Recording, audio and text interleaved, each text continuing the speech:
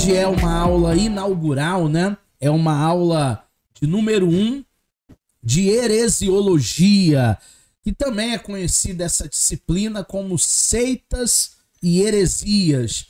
Eu sou o professor Eduardo Maciel e nós estaremos juntos nessa próxima hora aí para falar bastante coisa sobre a seita, sobre as heresias, sobre tudo aquilo que nós, estudantes de teologia, precisamos entender.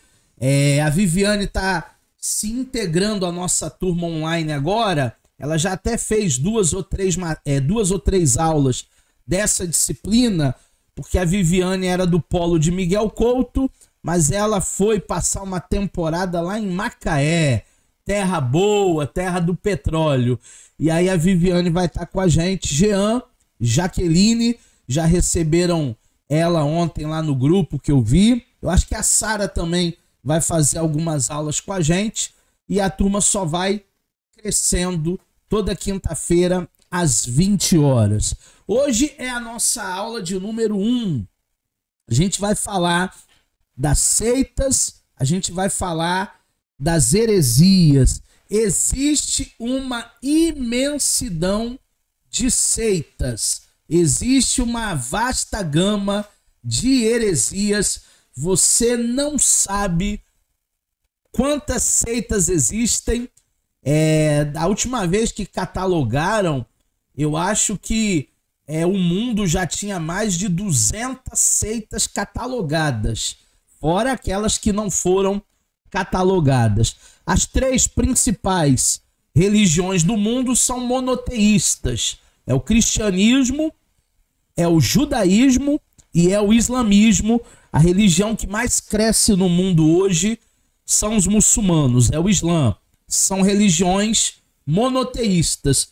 E hoje a gente vai entender a definição das seitas, porque tem muita gente que faz confusão, né?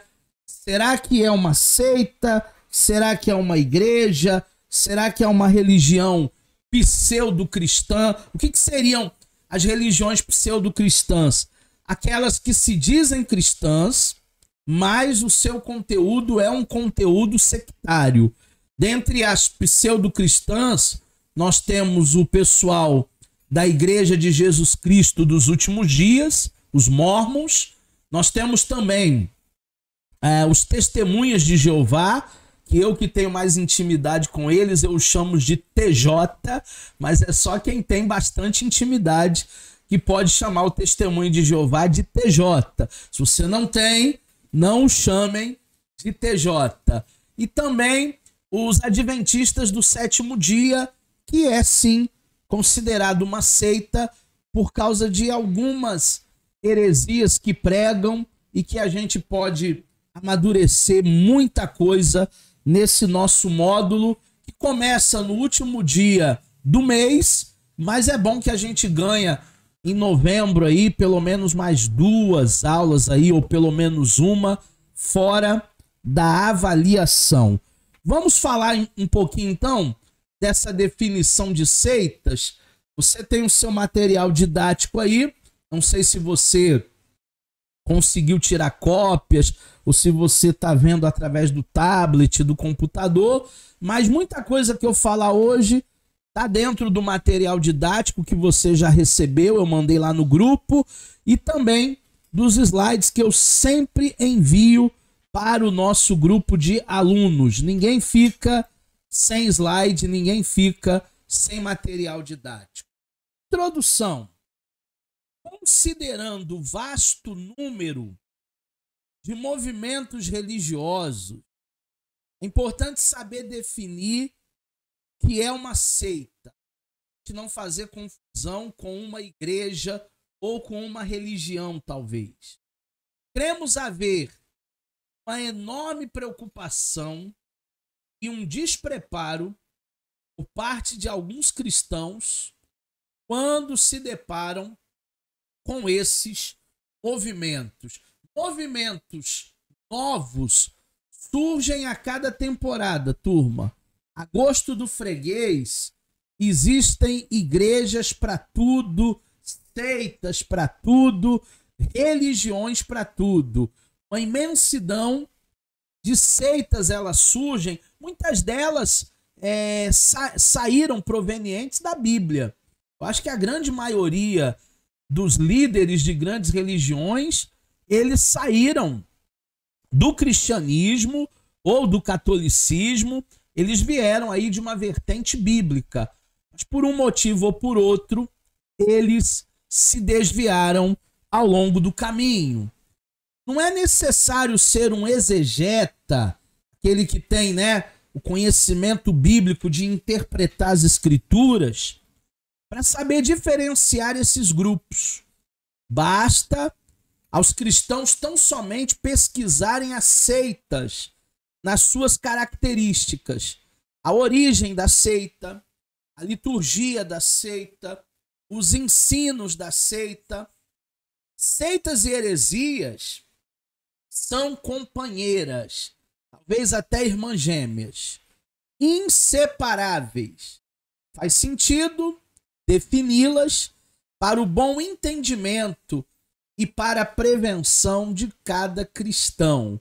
Por incrível que pareça, eu conheço, talvez você não, pessoas que saíram do cristianismo e foram ser adeptos de algumas dessas seitas que a gente vai falar ao longo desse módulo, ao longo dessa jornada nossa de heresiologia. Eu conheço pessoas que eram cristãos fervorosos e que foram para as testemunhas de Jeová. Por quê? Primeiro, por causa do despreparo. Segundo, porque eles disseram que lá tem estudo bíblico. Porque lá eles se aprofundam na Bíblia, no conhecimento.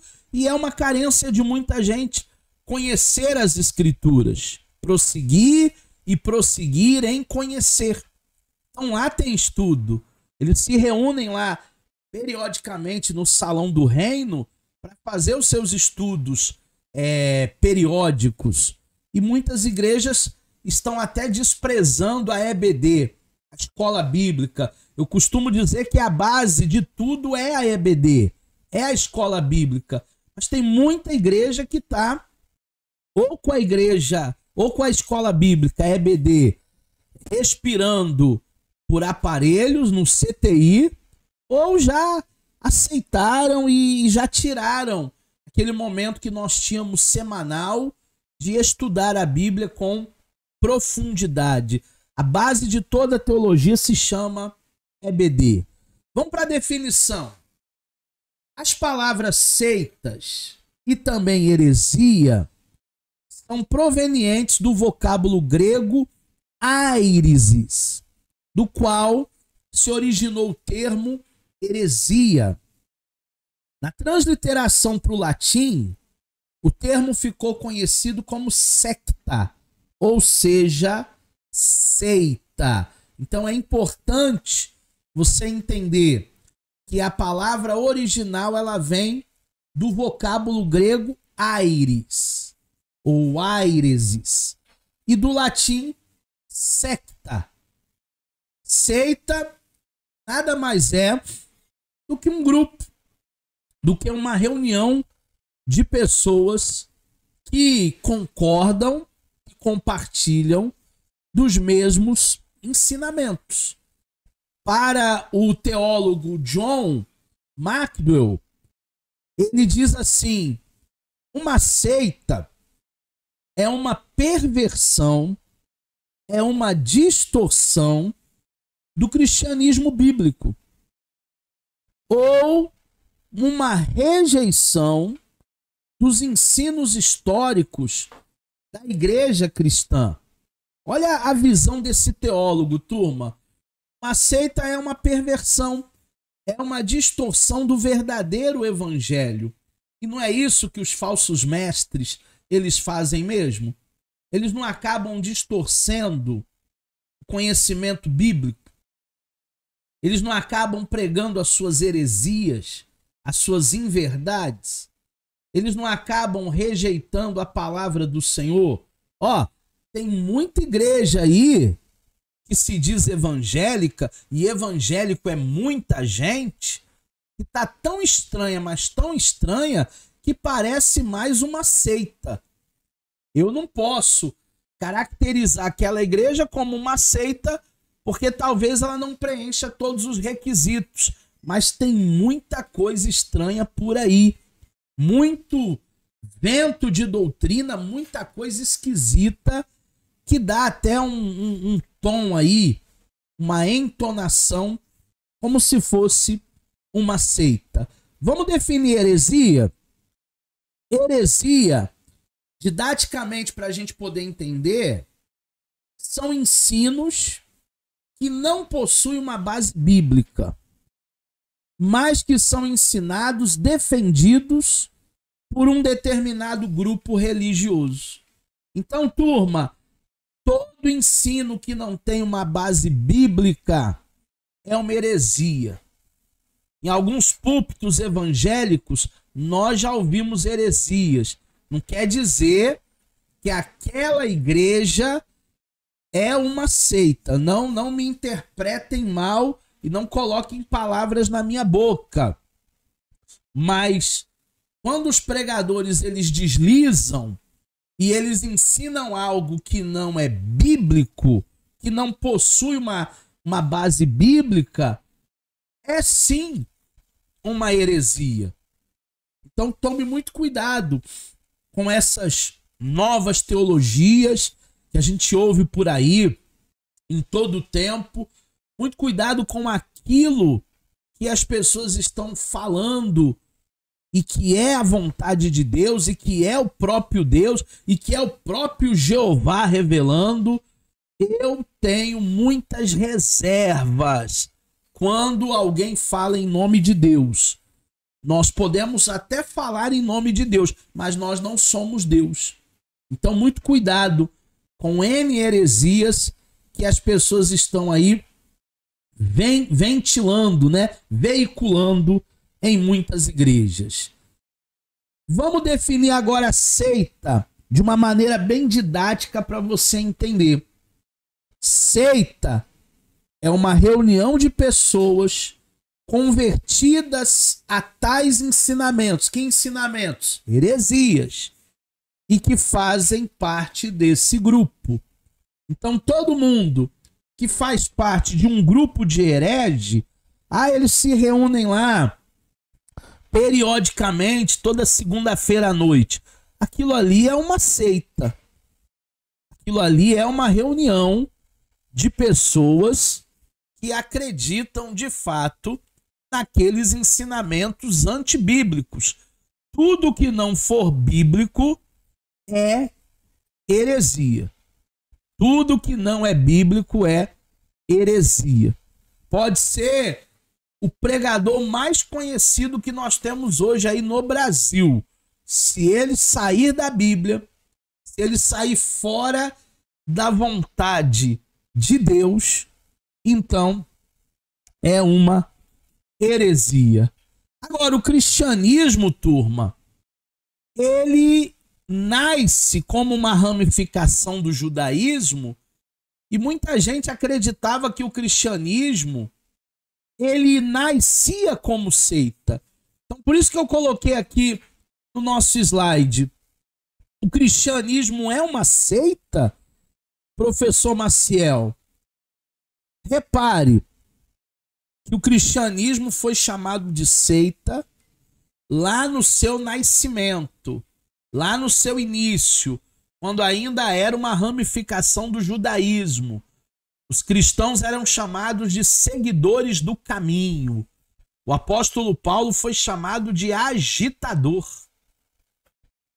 Para que possamos entender o porquê do cristianismo ser chamado de seita, é importante analisarmos o conceito, o contexto social, o contexto religioso da época. Porque, turma, tudo na vida tem um contexto. Tanto um contexto social. Eu sou da época, por exemplo, que tatuagem não era uma coisa legal para se colocar no corpo. Tatuagem Era uma coisa, na minha época, tá? Na época da minha mãe, na época dos meus avós, que nem o serviço militar aceitava. Se alguém tinha tatuagem, o serviço militar não aceitava. Não era uma coisa legal para a sociedade. Hoje, o mundo mudou, os costumes mudou, o contexto social mudou e a gente vê várias pessoas que fazem tatuagens, até cristão, até evangélico, até pessoas que têm um novo nascimento em Cristo. É esse contexto social que a gente tem que entender.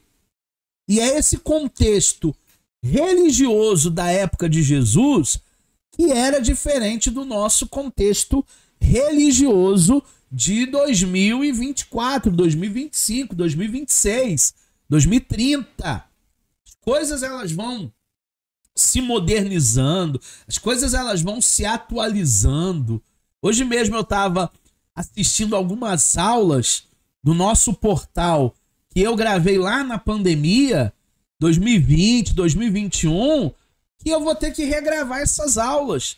Porque tem muito exemplo que eu dei lá, na época da pandemia, que quem assistir hoje gravado já não vai fazer tanto sentido nesse contexto social, nesse contexto que nós vivemos hoje. O contexto religioso na época do nosso Senhor também era um contexto diferente do nosso contexto, contexto que nós estamos vivendo atualmente. Existiam, no mínimo, duas seitas importantíssimas no início da história cristã. Existia mais, tá, turma? Não era só essas duas, não. Existia outras seitas que tinham a conotação até de partido político. Tá? Se hoje nós temos o MDB, o PSOL, o PL, o PT, o PSTU, essas seitas também, elas eram como partidos políticos. Então a gente precisa entender e teologar esse contexto religioso da época do Cristo e social da época do Cristo. Não eram só religiões, seitas, eram também partidos políticos, que a gente falou em um dos módulos anteriores, que, se eu não me engano, foi Evangelhos. A gente falou, mas vamos dar uma pincelada hoje, porque conhecimento não ocupa espaço, segundo a apóstola Marilene. Aprendi isso com a apóstola Marilene. Conhecimento não ocupa espaço. Primeiro grupo são os fariseus. Os fariseus, eles eram chamados de Hassindim, que significa os santos de Deus. É muito delicado quando eu chego para alguém e eu coloco esse alguém numa posição que é a mesma posição de Jesus, que é a mesma posição de Deus, que eu começo a divinizar alguém. Os fariseus, eles eram meio que divinizados, os santos de Deus. É óbvio que nós devemos viver uma vida de santidade, porque sem santidade ninguém verá o Senhor. Mas, todavia, porém, entretanto, os fariseus, eles eram um grupo especial. As suas doutrinas tinham como base o Antigo Testamento. É claro que o Antigo Testamento era interpretado conforme as tradições dos antigos. A maioria do povo estava ligada às ideias do farisaísmo, dos fariseus, e se apoiava por se identificar com os pensamentos dos mesmos. Isso acontece, turma, em várias religiões, o que nós chamamos de identificação. Eu até estudei isso com a turma terça-feira de psicanálise online. Nós temos um curso às terças-feiras, que é a psicanálise clínica online. E eu estava estudando com eles na última terça-feira essa identificação, essa transferência. para que haja um líder populista, o que nós chamamos até de falso profeta, de falso Cristo, tem que haver também uma identificação. Tem que haver também uma transferência. E isso é muito complicado. Em todas as igrejas há uma transferência. Pessoas que matam ou que morrem por uma pessoa, um ser humano que é igualzinho a mim, igualzinho a você. Os fariseus, no princípio, nós podemos dizer que eles eram doutrinariamente ortodoxos. Quando a gente fala no termo ortodoxo, é aquele que não se desvia nem 1 milímetro da lei. Eles eram legalistas ao extremo. Mas ao longo do tempo, eles foram introduzindo nos seus ensinos atitudes legalistas extremas. Agora não é só a ortodoxia bíblica da Torá. Agora eles vão embutindo coisas a mais nessa ortodoxia, depreciando assim a essência do Antigo Testamento, pois as suas exigências se tornaram superiores a tais escritos. Rasga-se a Bíblia e prevalece a tradição humana. Rasga-se a Bíblia e predomina a tradição religiosa. Turma, a Bíblia não pode ser deixada de lado. Quando Karl Barth ele deixou a Bíblia de lado para começar a pregar filosofia nas igrejas da Europa, o evangelho se esfriou. E até hoje já não há mais um avivamento europeu. As igrejas do velho continente se tornaram museus, se tornaram antiquários. As igrejas se tornaram catedrais para serem visitadas como pontos turísticos. Uma igreja hoje na Europa é uma igreja de 50 membros. Uma igreja de 30 membros. Não existem igrejas na Europa com 200, 500, 1000 pessoas. Porque lá onde foi o berço do evangelho, se deixou a palavra de lado e embutiram aí várias filosofias humanas. Isso é preocupante, isso é delicado demais. Ainda falando dos fariseus, hoje o termo fariseu é usado de maneira pejorativa, em referência a alguém que tem atitudes hipócritas. Todo hipócrita, a gente já diz logo, né? É um fariseu, né? Manda fazer, mas não faz. Diz que é para ir para o monte, mas não vem no monte. Diz que é para orar, mas não ora. Diz que é para levantar de madrugada 3 da manhã, mas não levanta para orar. Faça o que eu falo, mas não faça o que eu faço. Faça o que eu digo, mas não reproduzam o que eu faço. Porque muitas vezes há uma discrepância entre vida de fé, vida pessoal e aquilo que está narrado na Bíblia. Os procedimentos religiosos dos fariseus foram atacados incisivamente por Jesus em várias situações. Eu vou passar como dever de casa, você lê aí essas 3 referências. Mateus 5:20, Mateus 23:27 e Marcos 8:15. Faz esse dever de casa. Pega esses 3 textos aí, Mateus 5:20, Mateus 23:27, Marcos 8:15, e veja o que os fariseus estavam sendo criticados por Jesus, atacados. Jesus, ele não era um diplomata, tá, pessoal? Os antigos, eles dizem que Jesus era positivo. Jesus, ele falava mesmo na cara. Hoje em dia a gente faz muita média, né? Hoje em dia as pessoas, elas têm dificuldade até para dizer não. Ai, e se eu disser não, e a pessoa não me compreender bem, e a pessoa não quiser ser mais meu amigo, minha amiga, e se eu falar não, e a pessoa ficar de mal de mim. Gente, seja você. Não se molde a uma sociedade falsa, hipócrita, fariseus, fariseias, como nós estamos vendo aí, né? A maioria das pessoas hoje, elas têm uma capa de religiosidade, um discurso religioso, mas o coração tá longe, como se fosse um sepulcro caiado. Vamos ver o segundo grupo agora, turma?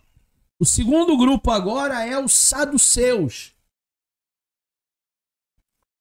Podemos dizer que os saduceus, eles eram inimigos dos fariseus. E esses, como suas doutrinas, se opunham tesnamente. Diferente dos fariseus, os saduceus, eles não tinham uma afinidade com a massa popular.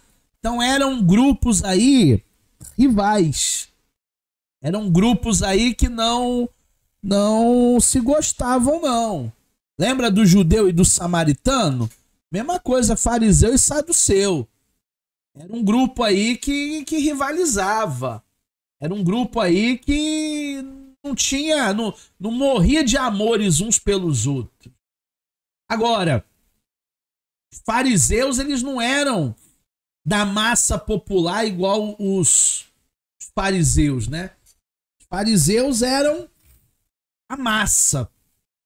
Era o povão, a afinidade do povão era pelos fariseus, né?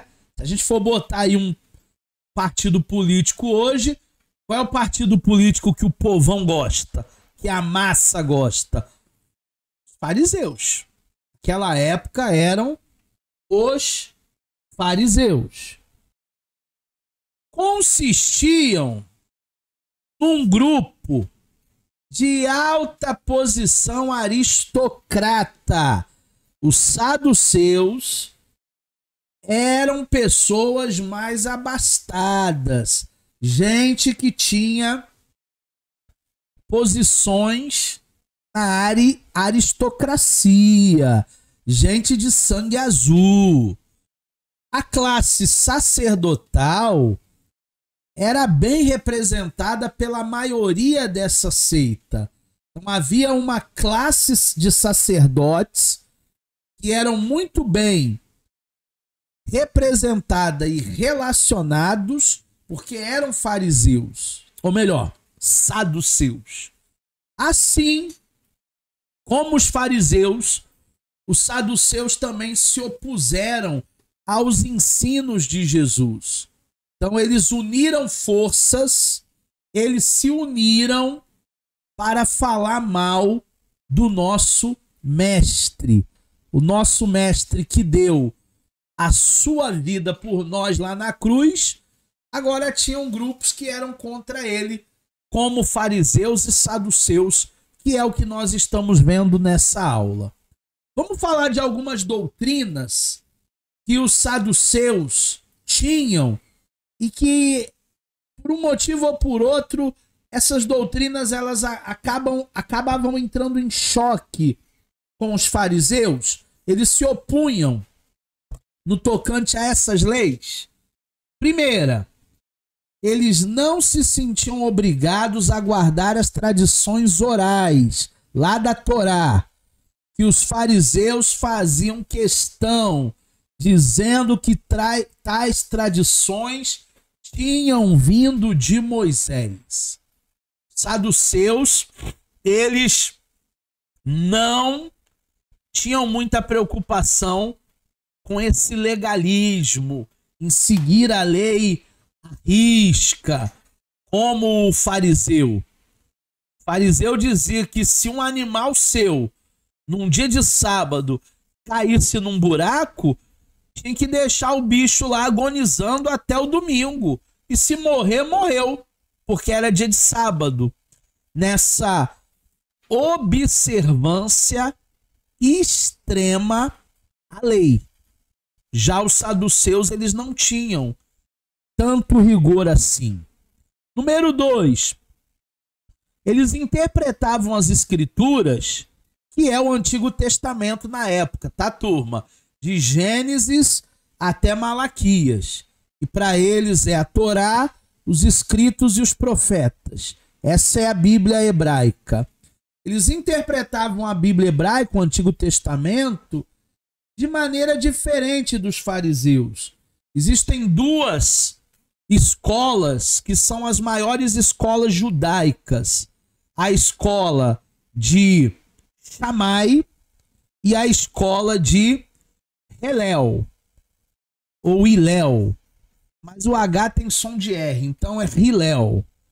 Hillel e Shammai são as duas escolas maiores dos rabinos.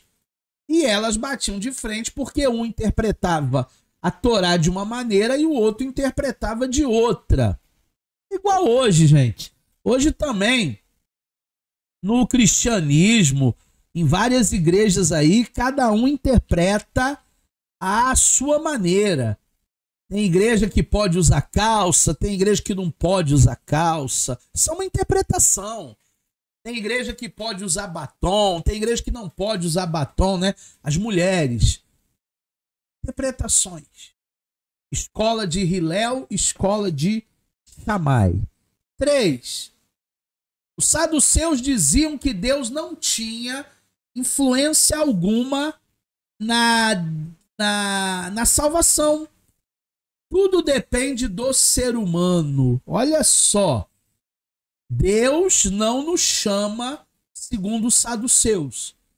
Deus não tem nada a ver com a nossa chamada, com a nossa eleição, com a nossa abertura para o próprio Deus. A própria Bíblia diz, o próprio Senhor Jesus disse: não fostes vós que me escolhestes, mas eu vos escolhi a vós e vos nomeeis para que vades e deis fruto e o vosso fruto permaneça.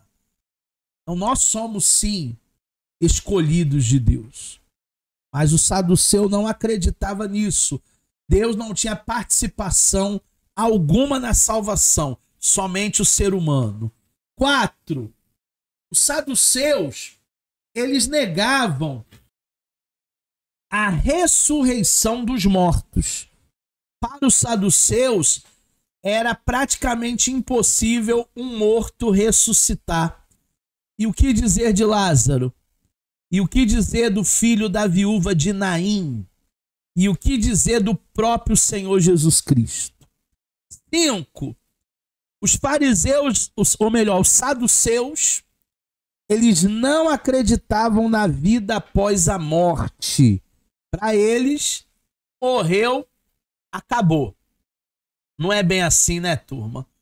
Morreu, a gente vai ter um encontro com o nosso Senhor. A partir do momento que a vida se esgota aqui na terra, nós estaremos na Nova Jerusalém com o nosso Salvador. 6. Os saduceus acreditavam que a alma se desfazia juntamente com o corpo. Olha que doideira! A alma se desintegrava junto com o corpo. Na realidade, a alma vai a Deus, juntamente com o nosso espírito, dentro de uma tricotomia. E o corpo vai para a terra, porque do pó viemos e para o pó voltaremos. Mas eles não acreditavam nisso, não. 7. Não acreditavam nem em anjos e também em demônios. Por isso que quando Jesus ele recebe um fariseu lá, um saduceu lá, dizendo: uma mulher que se casou 3 vezes, ficou viúva 2 vezes. Quando ela partir para a eternidade, ela vai voltar para o primeiro marido ou ela vai ficar com o segundo ou com o terceiro marido? E aí Jesus ele diz assim, olha, quando uma pessoa vai para a eternidade, ela será semelhante aos anjos, que não casam-se e que não se dão em casamento. Porque os anjos, eles são assexuados. Não tem anjo masculino e anja feminina. Não tem isso. Anjo é anjo, são assexuados. E na eternidade, Jesus diz que seremos assim também. Só que ele falou isso para um grupo de saduceus, que não acreditavam nem na ressurreição, nem em anjo, nem em demônios. Os saduceus não acreditavam assim. Há tanto nos ensinos dos fariseus, quanto também nos ensinos dos saduceus, resquícios que solidificam disciplinas de muitas seitas. Muita seita hoje se espelha lá no fariseu, se espelha lá no saduceu nos dias atuais. Os saduceus tiveram os seus ensinos igualmente censurados. Antes da gente entrar nesses ensinos censurados por Jesus dos saduceus, eu queria passar um vídeo para vocês. Depois eu posso até mandar o link para vocês acessarem lá no YouTube. Mas eu achei esse vídeo hoje e eu gostei muito. É um videozinho de 3 minutos e você vai gostar bastante porque ela explica de maneira didática. Vou rolar o vídeo e daqui a pouco eu volto. Sua devoção era frequentemente hipócrita. Procuravam levar os outros. Você já deve ter lido na Bíblia Jesus repreendendo os fariseus e os saduceus, não é mesmo? Mas você sabe quem eram eles e quais as diferenças desses dois grupos de pessoas? Meu nome é Patrícia Jacob. Se você quiser aprender um pouco mais sobre os fariseus e os saduceus que eram tão repreendidos por Jesus, fica aqui comigo até o final. Aliás, sabia que assistir o vídeo completo ajuda o canal a crescer? Assim como curtir, comentar e se inscrever. Então, vamos lá? Conto com você, hein? Bom vídeo! Os fariseus e os saduceus eram os dois principais grupos religiosos em Israel na época de Cristo. Os fariseus eram mais voltados para as questões religiosas, enquanto os saduceus para as questões políticas. Embora houvesse ódio e mútua desconfiança entre esses dois grupos, eles se aliaram contra Jesus. Vamos ver aqui as características positivas e as negativas de cada um desses grupos. O lado bom dos fariseus é que eles eram comprometidos com a obediência a todos os mandamentos de Deus. Por outro lado, eles comportavam-se como se suas regras religiosas fossem tão importantes quanto as leis de Deus para a vida. Outro ponto positivo é que eles eram admirados pelo povo comum por sua aparente devoção. Porém, sua devoção era frequentemente hipócrita. Procuravam levar os outros a tentar viver à altura de padrões que nem eles mesmos seguiam. Mais uma coisa boa dos fariseus é que eles criam na ressurreição dos mortos e na vida eterna. Porém, criam que a salvação era efeito da perfeita obediência à lei e não do perdão dos pecados. Eles criam em anjos e demônios, porém tornaram-se tão obcecados pela obediência a cada minúcia da lei que ignoravam completamente a mensagem de misericórdia e graça de Deus. Outro ponto negativo dos fariseus é que eles estavam mais preocupados em parecerem bons do que com a obediência a Deus. E os saduceus? Uma característica positiva desse grupo é que eles criam fortemente na lei de Moisés e na pureza levítica. Porém, confiavam na lógica, atribuindo pouca importância à fé. Outro ponto positivo dos saduceus é que eles tinham uma mentalidade mais prática do que os fariseus. Porém, não criam que todo o Antigo Testamento era a palavra de Deus. Eles também não criam na ressurreição corpórea dos mortos nem na vida eterna, tampouco criam na existência de anjos e demônios. Outro ponto negativo para os saduceus é que eles estavam frequentemente dispostos a transgredir seus valores, a fim de manterem sua condição ou posição influente para com os romanos e outras autoridades. E aí, você sabia de tudo isso sobre esses dois grupos religiosos? Deixa aí pra mim nos comentários o que desses grupos existe dentro de você e que precisa ser mudado, e também aquilo que você pode aprender um pouco com eles. Se você gostou desse vídeo, não deixe...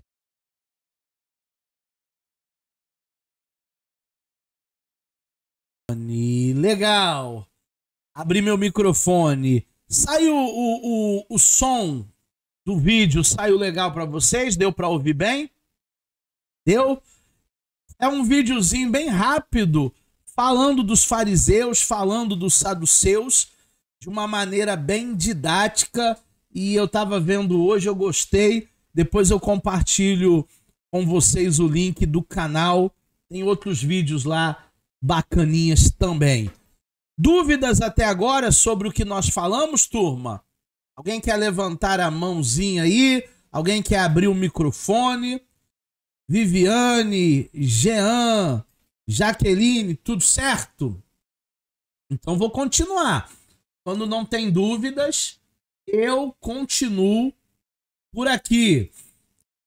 Vamos agora ver esses versículos aonde os saduceus e os fariseus, eles acabam sendo censurados. O primeiro versículo está lá em Mateus, capítulo 3, versículo 7. E vendo ele, muito dos fariseus e saduceus que vinham ao seu batismo, o que ele dizia? Raça de víboras, quem vos ensinou a fugir da ira futura? Raça de víboras. Jesus tratou esses grupos aí de racinha, de uma raça que só tem uma casca de religiosidade, mais nada. É triste, né? Porque até nas nossas igrejas hoje tem um montão, ó, de saduceu e de fariseu. Não é mole, não. Mateus capítulo 16, versículo 4. Uma geração má e adúltera pede um sinal, e nenhum sinal lhe será dado, senão o sinal que foi dado ao profeta Jonas, e deixando-os, se retirou. Uma geração má e adúltera. Muitas vezes estão até dentro das igrejas pedindo um sinal, pedindo uma palavra, pedindo uma profecia, pedindo que Deus faça algo por ele, por ela. Uma geração perversa, uma geração má, uma geração de hipócritas. Marcos capítulo 12, versículo 24. E Jesus, respondendo-lhe, disse-lhes: porventura não errais? Vós, em razão de não saberdes as Escrituras, nem o poder de Deus? Jesus está dizendo, ó, vocês estão errando, saduceus. Vocês estão errando, fariseus, porque vocês não conhecem as Escrituras, porque vocês não conhecem o poder de Deus.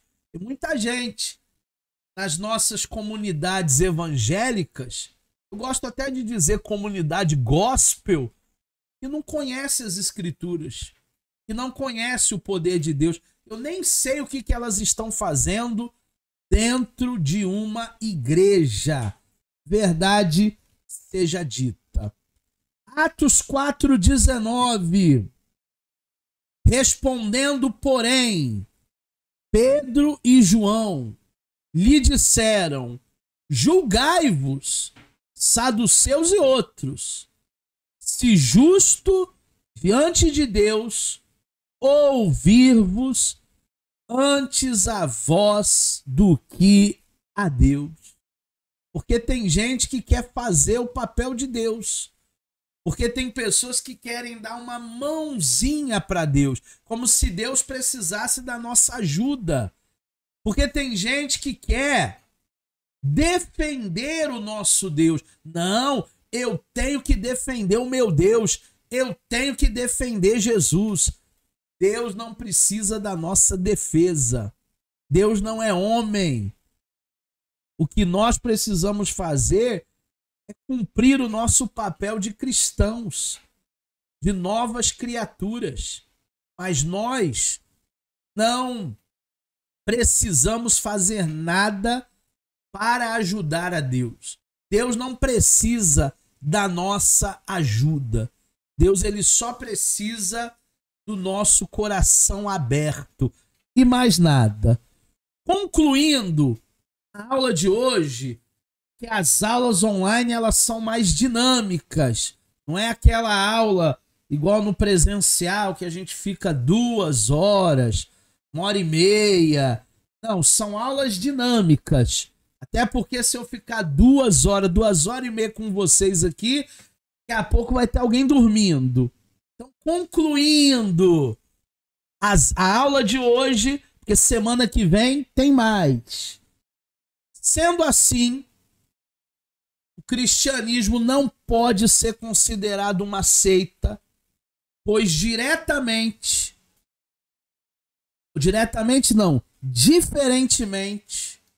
dos fariseus, diferentemente dos saduceus, o cristianismo ele não se apoia em doutrinas pagãs, antes ele se fundamenta nos ensinos de Cristo. Toda religião, turma, que se fundamenta em doutrina pagã e não no ensino de Cristo é uma seita. E foi isso que nós aprendemos hoje. Aonde se prega heresia, aonde se prega coisas que são antibíblicas, não é igreja, não é cristianismo. Pode até dizer que é, mas não é. É uma pseudo-cristã.